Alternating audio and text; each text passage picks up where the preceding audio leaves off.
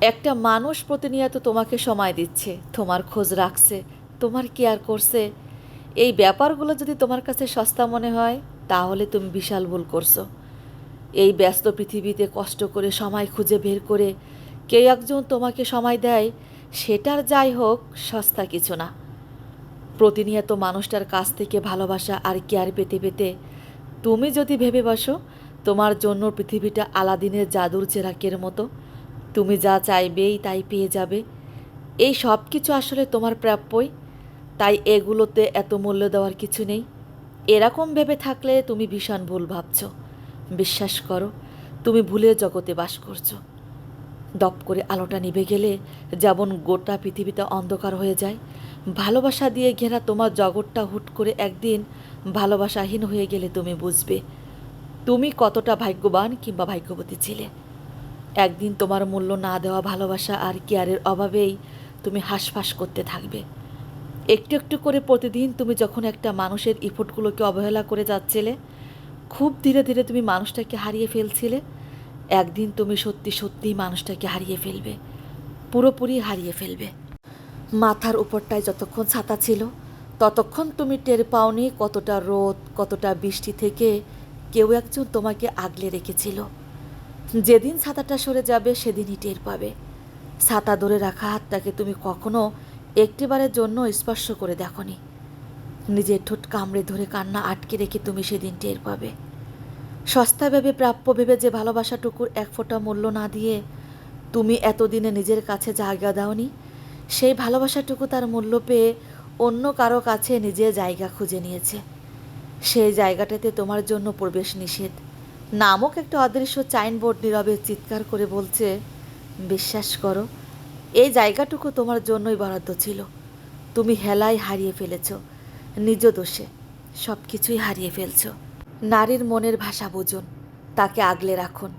নারী যখন অভিমান করে, তার রাগে, অধিকার বোধে, ভালোবাসার দাবিতে, সে তখনও আপনার। যতদিন সে ঝগড়া করে, চিল্লায়, আপনাকে নিয়ে বিরক্ত হয়, ততদিন সে আপনাকে নিয়ে ভাবে, যত্ন নেয়। কিন্তু একবার যখন তার আত্মসম্মানে আঘাত আসে, অবহেলার ভারে সে নীরব হয়ে যায়, মুখ ফিরিয়ে নেয়। তখন তাকে আর আগের মতো পাবেন না। যতই চেষ্টা করুন, তার মনের দরজা বন্ধ হয়ে যাবে। হাজার কান্নাও তাকে আর ফেরাতে পারবেন না। নারী ততক্ষণই আপনার যতক্ষণ সে রাগ করে, অভিমান করে, ঝগড়া করে, চিল্লাচিল্লি করে, অধিকার খাটায়, বিরক্ত করে, ভালোবাসে, আদর যত্ন করে, খেয়াল রাখে। কিন্তু যখনই একবার আপনি তার আত্মসম্মানে আঘাত করবেন, ইগনোর করবেন, ব্যস্ততা দেখাবেন, অবহেলা করবেন দিনের পর দিন, তখন যদি একবার নিজেকে গুটিয়ে নেয়, আপনার সব কিছু থেকে সরিয়ে নেয়, একবার যদি মুখ ফিরিয়ে নেয়, বিশ্বাস করেন, হাজারবার চাইলেও আর আগের সেই মানুষটিকে আপনি পাবেন না। কোনো কিছুতেই পাবেন না। হাজার কান্না করেও ধরে রাখতে পারবেন না, আটকে রাখতে পারবেন না। ওই যে কথাই বলে না, যে নারী খোফার মতো বেঁধে রাখতে পারে, সে নারী খোলা চুলের মতো ছেড়ে দিতেও পারে। তাই বুঝতে শিখুন, জানতে শিখুন, সম্মান করতে শিখুন, আগলে রাখতে শিখুন। কোনটা অভিমান, কোনটা অভিযোগ, কোনটা রাগ, কোনটা ভালোবাসা, কোনটা মুড সুইং। শুধু ছেড়ে চলে গেছে, মন ভরে গেছে, এই অপবাদ না দিয়ে চলে যাওয়ার কারণ খুঁজুন। মেয়ে জাতি বড় অভিমানী, আর নারী জাতি বড় সম্মানের। কারণ সে আপনার মা, আপনার বোন, আপনার বান্ধবী, আপনার গার্লফ্রেন্ড, আপনার স্ত্রী অথবা আপনার সন্তানের মা। নারী ততক্ষণই নারী যতক্ষণ সে মমতা দেয়, রাগে, অভিমানে, ভালোবাসার দাবিতে। তবু সে রয় পাশে, অধিকার খাটায়, অধিকার চায়। ঝগড়ার মধ্যেও লুকিয়ে প্রেম।